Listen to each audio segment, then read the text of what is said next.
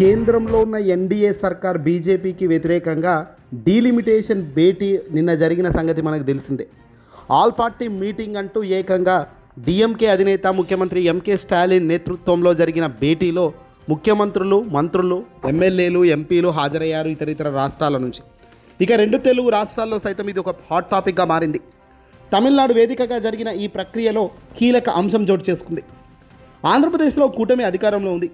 TDP, Janasena, BJP 3 పార్టీలు కలిసి ఏకంగా కూటమిగా ఏర్పడి అడుగులు ముందుకేసినాయి. ఈ సంగతులు తెలిసిందే అందరికీ. అయితే కాంగ్రెస్ పార్టీకి సంబంధించి ఎంకే స్టాలిన్ నిర్వహిస్తున్న ఈ భేటీలో పార్టీలకు అతీతంగానే అందరూ కూడా హాజరయ్యారు.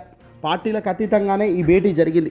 అయితే లోక్సభ నియోజకవర్గాల పునర్విభజన ప్రక్రియకు వ్యతిరేకంగా తమిళనాడులో జరిగిన ఈ కార్యక్రమాలకు పవన్ కళ్యాణ్ మొదట మద్దతు ఇస్తారా లేదంటే మద్దతు ఇవ్వరా అనుకున్నారు. టీడీపీకి సంబంధించి ఎలాగో ఎన్డీఏ సర్కార్కు అటాచ్ అయి ఉంది కాబట్టి వాళ్లకు ఆహ్వానం పంపని తమిళనాడు ప్రభుత్వ అధికారులు పవన్ కళ్యాణ్కు మాత్రం జనసేన పార్టీకి మాత్రం ఆహ్వానం పంపించారు. అయితే ఈ ఆహ్వానం పంపించినట్టు కూడా జనసేన పార్టీ ధృవీకరించింది.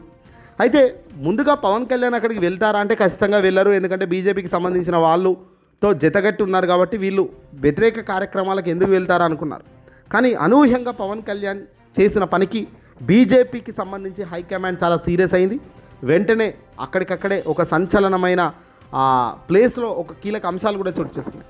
ఆ అంశాలు ఏంటి ఒక్కసారి చూద్దాం. అయితే ఈ భేటీకి ముందు రోజే చెన్నైకి పవన్ కళ్యాణ్కి సంబంధించి జనసేన పార్టీకి సంబంధించిన కాకినాడ లోక్సభ సభ్యుడు ఉదయ్ శ్రీనివాస్ రాత్రికి రాత్రే చెన్నైకి చేరుకున్నాడట. డిఎంకే ప్రతినిధులు ఆయనకు ఏకంగా స్వాగతం కూడా పలికారట. ఆ సమావేశం ఆరంభం కావడానికి ముందు రోజే అంటే శనివారం రోజే ఉదయానికే ఆయన అక్కడికి వెళ్ళడం జరిగింది. దీనిపై ఒక ప్రత్యేక కథనం కూడా జాతీయ దినపత్రికలో వచ్చింది. ఉదయ్ శ్రీనివాస్కు డిఎంకే ప్రతినిధులు బొకే కూడా ఇచ్చి స్వాగతం పలికిన ఫోటోను కూడా వాళ్ళు జత కట్టి సోషల్ మీడియా వేదికగా ఇండియన్స్ ఎక్స్ప్రెస్ ఎక్స్క్లూజివ్గా ప్రచురించింది. ఇప్పుడు అటు తమిళనాడు ఇటు ఆంధ్రప్రదేశ్ రాజకీయాల్లో ఇప్పుడు పెను హాట్ టాపిక్గా మారిన అంశం ఇది. ఢిల్లీకి నుంచి శుక్రవారం రాత్రి 8:30 సమయంలో ఉదయ్ శ్రీనివాస్ చెన్నై విమానాశ్రయానికి చేరుకున్నారు. అయితే అక్కడ ఆయన చేరుకున్న వెంటనే డిఎంకే ఎంపీలు ఏకంగా బొకేలు ఇచ్చి స్వాగతం కూడా పలికారు. బస ఏర్పాట్లు చేసి ఐటీసీ గ్రాండ్ హోటల్కు ఆయనను తీసుకెళ్లారు. జనసేన ప్రతినిధిగా ఉదయ్ శ్రీనివాస్ హాజరు కావబోతున్నారు అనే సమాచారం అందుకుంది కేంద్ర ప్రభుత్వం, బీజేపీ సర్కార్. వెంటనే ఏకంగా పవన్ కళ్యాణ్కు ఆదేశాలు, హుకుం జారీ చేశారు బీజేపీ అధిష్టానం.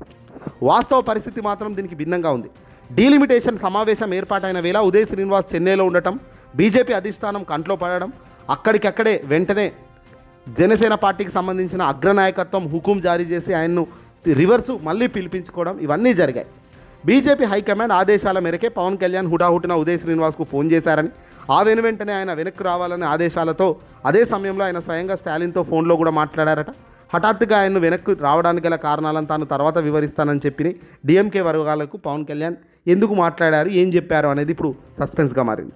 ఇదంతా కూడా ఎన్డీఏకి వ్యతిరేకంగా జరుగుతున్న కార్యక్రమం కాబట్టి మరి పవన్ కళ్యాణ్ ఎంపీ ఈ ఉదయ్ శ్రీనివాస్ పవన్ ఆదేశాల మేరకు అక్కడికి వెళ్ళాడా లేదంటే పవన్ కళ్యాణ్ ఆదేశం ఇంచకముందే ఆదేశాలు లేకముందే ఆయన వెళ్ళాడా? మరి ఎందుకు మళ్ళీ హైకమాండ్ బీజేపీ హైకమాండ్ హెచ్చరించింది, హుకుం జారీ చేసింది, ఆగ్రహించింది. ఆ వెంటనే మళ్ళీ పవన్ కళ్యాణ్ ఉదయ్ శ్రీనివాస్కు ఫోన్ చేసి రివర్స్ పిలిపించుకోవడం అంతా జరిగింది. దీనిలో ఒక్కసారిగా బీజేపీకి సంబంధించిన అగ్రనాయకత్వం సీరియస్ అయింది. పవన్ కళ్యాణ్ ఇలాంటివి చేయకూడదని, ఎలాంటి ఆదేశాలు లేకుండా ఒక మనిషి వ్యతిరేక కార్యక్రమాలకు, వ్యతిరేక మీటింగ్లకు ఎలా ఎంపీని పంపిస్తారంటూ కూడా బీజేపీ కాస్త సీరియస్ అయినట్టుగా తెలుస్తుంది. హైకమాండ్ ఆగ్రహంతో పవన్ కళ్యాణ్ కాడ హుటాహుటిన ఉదయ్ శ్రీనివాస్కు ఫోన్ చేసి రివర్స్ పిలిపించుకున్నారు.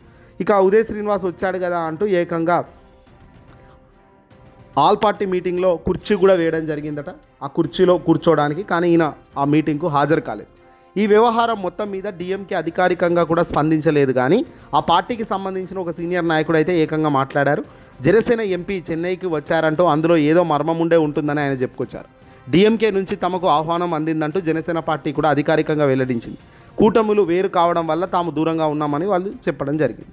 ఏదేమైనప్పటికీ కూడా పవన్ కళ్యాణ్ డీలిమిటేషన్ యాక్ట్ను అంటే ఈ డీలిమిటేషన్ అనే ప్రక్రియకు వ్యతిరేకిస్తున్న భావన లోపల పెట్టుకుని పైకి మాత్రం తాను కూటమిలో ఉన్నాను కాబట్టి నేను అది మద్దతు తెలపలేను అంటూ ఇండైరెక్ట్గా తాను బిహేవ్ చేస్తున్న విధానం అయితే ఇక్కడ క్లియర్గా తెలుస్తుంది.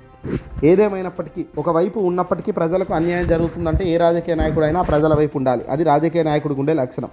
కానీ నేను ఉన్న వైపే నిలబడతాను, ఉన్న వైపే చూస్తాను, రాజకీయంగా ఎలాంటి అడుగులు వేయలేను, నేను ఉన్న వాళ్ళ వైపే చూస్తాను, మా వాళ్ళే జయగొట్టుకుంటానంటే మాత్రం కష్టం. ఇది పవన్ చేస్తున్న తప్పిదం.